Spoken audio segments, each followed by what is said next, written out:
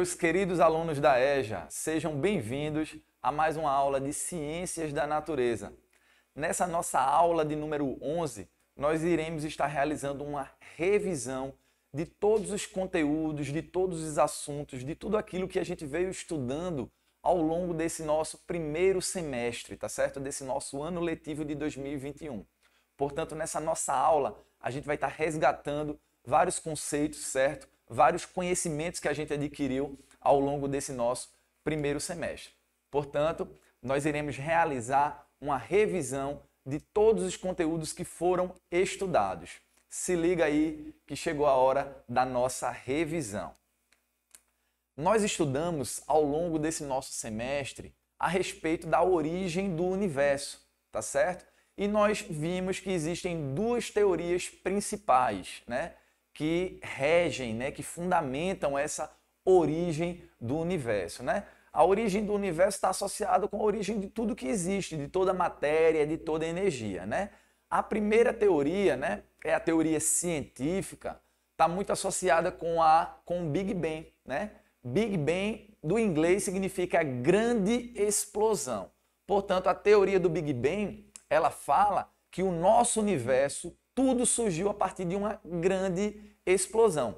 E essa teoria, ela tem uma singularidade porque essa explosão, segundo a teoria do Big Bang, ocorreu a partir de um ponto único, certo? De um único átomo muito denso e extremamente quente, e a partir dali houve aquela explosão e o nosso universo começou a entrar em um estado de expansão e resfriamento, dando origem a todos os planetas, aos cometas, as galáxias, tá certo? Essa seria a origem do Big Bang.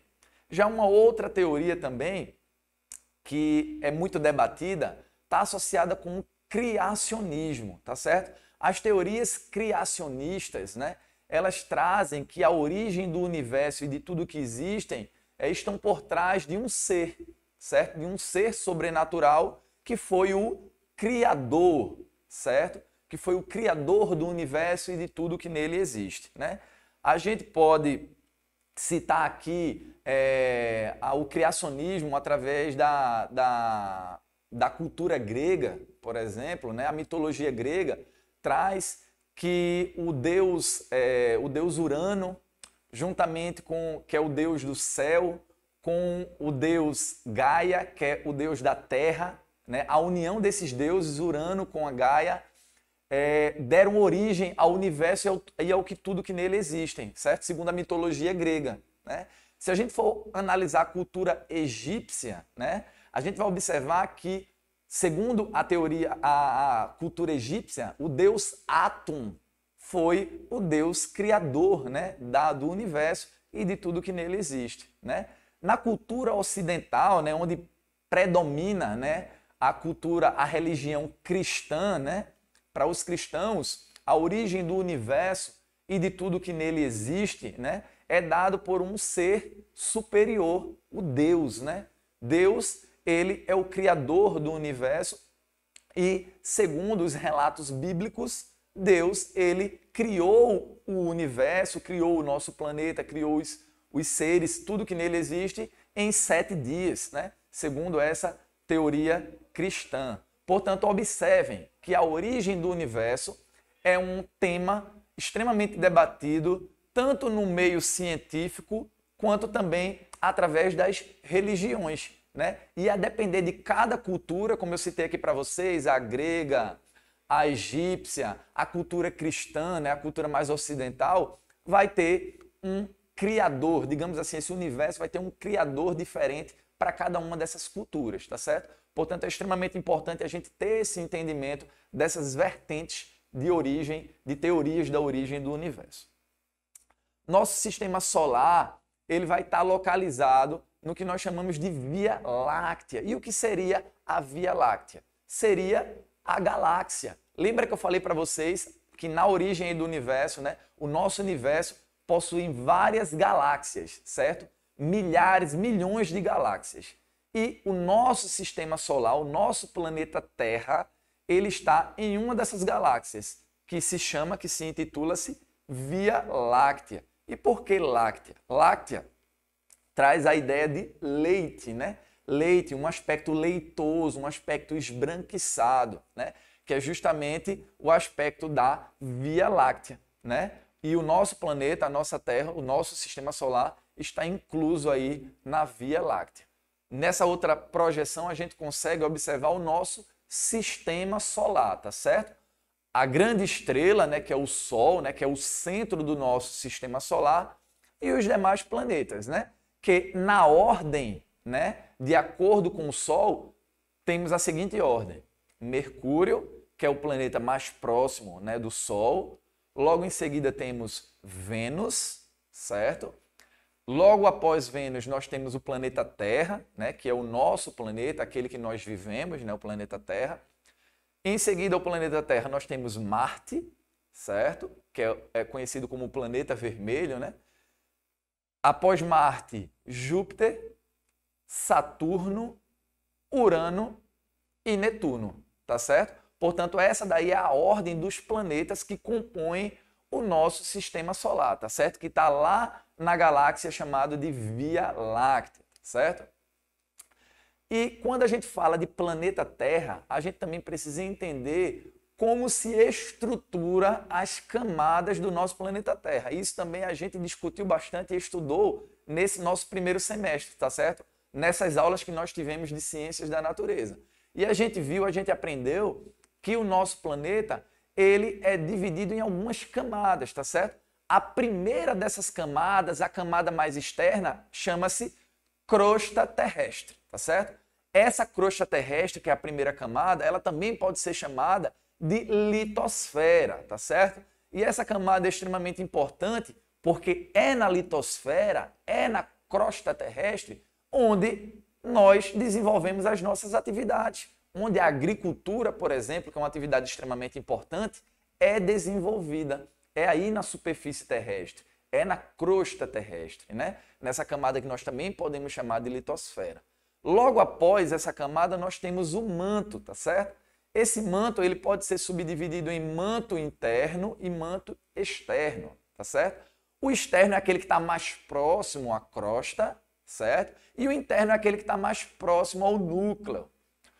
E é nessa camada, no manto, que nós vamos encontrar um material extremamente importante, que é o magma, né? Que nós chamamos de magma, certo?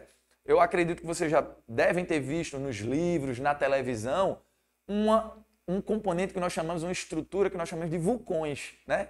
Que existem na natureza, né? E esses vulcões, quando eles entram em erupção, eles colocam para fora ali aquele magma, tá certo? E esse magma, ele advém lá dessa camada que nós chamamos de manto, né? Só que no manto externo, esse magma ele vai estar mais pastoso, né? Já no manto interno, que está mais próximo do núcleo, onde as temperaturas são extremamente elevadas, esse magma ele vai estar mais líquido, tá certo? E a última camada do nosso planeta Terra é o núcleo, tá certo? Que está bem internamente. Esse núcleo também ele vai poder se subdividir no núcleo externo e no núcleo interno. O núcleo externo ele vai ser líquido, tá certo?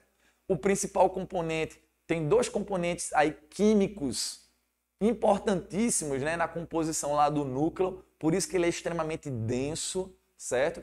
Que é o componente químico chamado de ferro e o componente químico chamado de níquel, certo? O ferro e o níquel são os dois componentes químicos principais que compõem o núcleo, certo?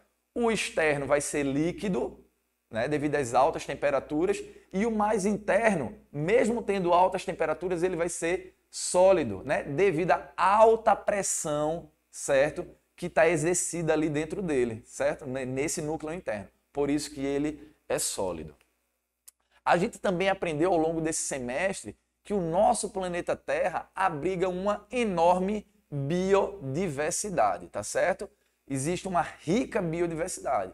E do que trata essa biodiversidade? Como o próprio nome sugere, biodiversidade significa diversidade de seres vivos, sejam plantas ou sejam animais. E o nosso planeta possui essa característica de ter uma enorme biodiversidade. A gente tem vários biomas, né? Muitas espécies que abrigam esses biomas, sejam de plantas ou sejam de animais. E especificamente aqui falando do nosso Brasil, né? A gente é um país que abriga uma das maiores biodiversidades de todo o nosso planeta Terra, tá certo? E a gente aí vai ver que existem vários biomas extremamente importantes aqui no nosso Brasil, como o bioma da Amazônia, da Caatinga, do Cerrado, tá certo? O do Pantanal. São vários biomas extremamente importantes e que abrigam toda essa biodiversidade, tá certo? E nesses ecossistemas nós temos tanto os componentes que nós chamamos de componentes bióticos, como os componentes que chamamos de abióticos. Aí você me pergunta, ô professor, eu esqueci do que se trata o componente biótico ou abiótico. A gente vai lembrar agora. Os componentes bióticos, gente, tratam dos seres vivos, tá certo? Todos os seres vivos, sejam plantas ou animais, são ditos de componentes bióticos dos ecossistemas, porque eles possuem vida. Tudo que possui vida são os componentes bióticos dos ecossistemas. E os componentes abióticos são aqueles componentes, certo? Como o sol, a energia do sol, os nutrientes, tá certo? A água, os minerais, certo? Que não possuem vida, mas são extremamente importantes para que a vida exista. Porque já imaginou se não existisse a água? Já imaginou se não existissem os nutrientes lá no solo para fazer com que aquela planta se desenvolva, cresça, né? E seja alimento para outros animais dentro dessa cadeia alimentar, né? Dentro desse ciclo, dentro desse fluxo de energia? Porque observem, né? Que a gente vai ter lá as plantinhas que vão ser consideradas como produtores e depois nós vamos ter os animais, né? Que vão ser consumidores, sejam eles consumidores de plantas, que são ditos de animais herbívoros, ou consumidores de outros animais, né? Que são ditos de animais carnívoros. E lá no final da vida deles, a gente vai ter, eles vão morrer, e então eles vão se decompor. E a gente vai ter os decompositores, os fungos, as bactérias. E aquilo dali, toda aquela matéria, aquela energia vai voltar novamente lá a ser um nutriente lá na Terra. Portanto, percebam que é um ciclo, tá certo? E esses componentes bióticos e abióticos, eles estão interagindo nesses ecossistemas. Nós também estudamos a respeito da organização dos seres vivos, né? Como nós sabemos, né? Todo ser vivo é composto por matéria, né? E existe um componente fundamental de toda a matéria, que nós chamamos de átomo. Esse átomo vai dar origem a uma molécula, certo? E essa molécula vai dar origem lá às células, vai dar origem aos organismos, aos órgãos, né? Esse organismo, né, vai, por exemplo, pode ser um animal, ele, quando existem vários daqueles animais, vai dar origem a uma população, como a gente consegue observar na projeção. Essa população, né, vai compor também uma comunidade, que é quando a gente tem indivíduos de várias espécies diferentes. Quando a gente tem indivíduos de uma única espécie, a gente chama de população, né? Quando a gente tem indivíduos de várias espécies diferentes, a gente chama de comunidade. E quando aqueles indivíduos de várias espécies diferentes estão interagindo, né, com os componentes abióticos, bióticos, a gente vai ter ali compor o nosso ecossistema.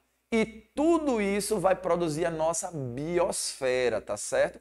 Portanto, observem que há uma organização de toda a vida que existe no nosso planeta Terra, tá certo?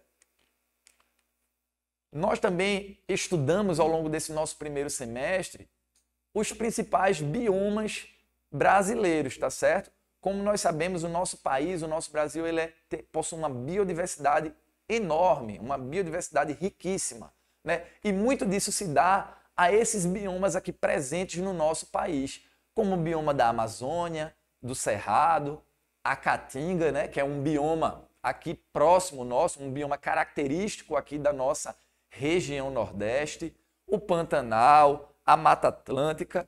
Nessa próxima projeção, a gente vai conseguir observar o mapa do Brasil e, de acordo com as diferentes colorações, né, a gente consegue observar onde estão localizados cada um desses biomas, né? A gente consegue observar que o bioma Amazônia está mais na região norte, né, do nosso país, a Caatinga está mais associado aqui à região nordeste, mas também parte da Mata Atlântica, né, também está aqui na nossa região nordeste, principalmente ali na região do litoral, né, próximo às praias, mas essa Mata Atlântica ela se estende, né, lá para a região sudeste, chegando lá na região sul do nosso país. Nós temos o bioma Cerrado, que é um bioma ali presente no centro-oeste do nosso país, né? Um bioma extremamente grande, né? Que ocupa boa parte do território brasileiro. E nós temos outros dois biomas menores, mas que não deixam de ser também extremamente importantes, como o bioma Pantanal, tá certo? Ali localizado na região centro-oeste do Brasil, que esse bioma Pantanal é justamente aquele onde em determinadas épocas do ano, várias partes que são muito planas, elas são inundadas, são alagadas, né? E nós temos o bioma do Pampa, né? Que é um bioma característico ali da região sul do Brasil, da região extremo sul do Brasil, ali lá no Rio Grande do Sul, tá certo? Portanto, esses são alguns dos principais biomas, né, aqui presentes no nosso Brasil, no nosso país, e que abrigam uma enorme biodiversidade de plantas e de animais. Além disso, nós também estudamos uma temática extremamente importante que precisa ser debatida diariamente na nossa sociedade, que é a sustentabilidade, né? A gente precisa ter uma vida sustentável, a gente precisa ter um desenvolvimento sustentável, certo? Um desenvolvimento que promova com que nós, seres humanos, tenhamos uma qualidade de vida cada vez maior, mas um desenvolvimento que não agrida o nosso meio ambiente, né? E esse desenvolvimento que nos fornece uma melhor qualidade de vida e que não agride o meio ambiente, nós denominamos de um desenvolvimento sustentável. E existe um tripé que nós chamamos de tripé da sustentabilidade, uma tríade, um tripé sustentável, né? Que abarca tanto o meio econômico, quanto o meio social, quanto o ambiental, né? A gente jamais deve considerar que dentro da sustentabilidade, o lado econômico ele está completamente desassociado do lado social e do lado ambiental. Não, eles estão ali interagindo, estão em comunicação, tá certo? Por quê? Se a gente tem um desenvolvimento econômico adequado, obviamente a gente precisa respeitar o meio ambiente, tá certo? O desenvolvimento econômico deve ocorrer respeitando o meio ambiente. E se a gente se desenvolve economicamente, obviamente a gente também está diretamente associado com o lado social, tá certo? Com a nossa sociedade. Portanto, economia, sociedade e meio ambiente são, digamos assim, são campos que devem estar extremamente associados para que ocorra o que nós chamamos de sustentabilidade.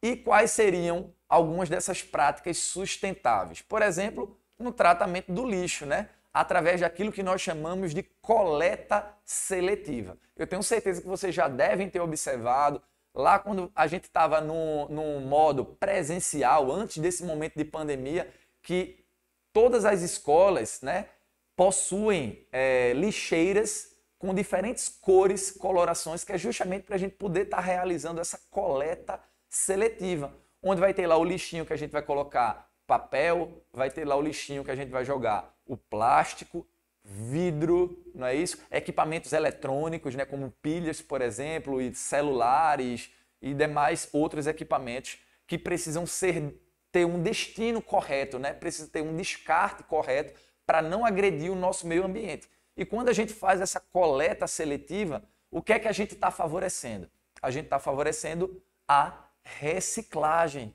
né? Quando a gente separa esses materiais, a gente acaba favorecendo um mecanismo extremamente importante que é o processo de reciclagem, onde a gente vai estar transformando esses materiais e fazendo com que eles possam ser novamente reutilizados pelos seres humanos e que a gente não precise retirar lá da natureza nova matéria-prima para produzir esses materiais, né? A partir dessa reciclagem, a gente consegue promover esse desenvolvimento sustentável. Portanto, essa é uma prática sustentável extremamente importante, tá certo? Ao longo desse nosso primeiro semestre, a gente também estudou a respeito da importância da ciência, tá certo? No nosso bem-estar, no bem-estar da nossa população. Porque é através do desenvolvimento da ciência, tá certo? Onde nós conseguimos, por exemplo, né, desenvolver vários medicamentos, né, que são extremamente importantes no combate a várias doenças. É através do conhecimento científico, né, que nós conseguimos desenvolver e ter uma vida de fato saudável através da prática de exercício físico, através de uma alimentação equilibrada, uma alimentação balanceada, tá certo?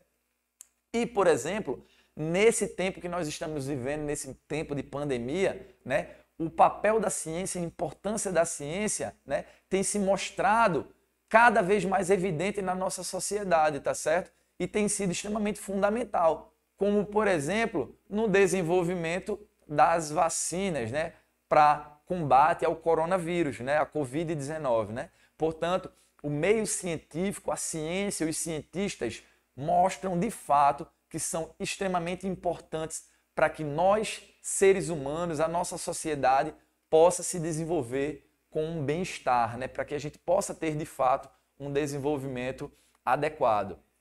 Os nossos hábitos, eles também influenciam diretamente na nossa qualidade de vida, tá certo? Portanto, a gente precisa ter o entendimento de termos cada vez mais hábitos saudáveis, certo? Por exemplo, pessoas fumantes, né, tendem a desenvolver problemas nos pulmões.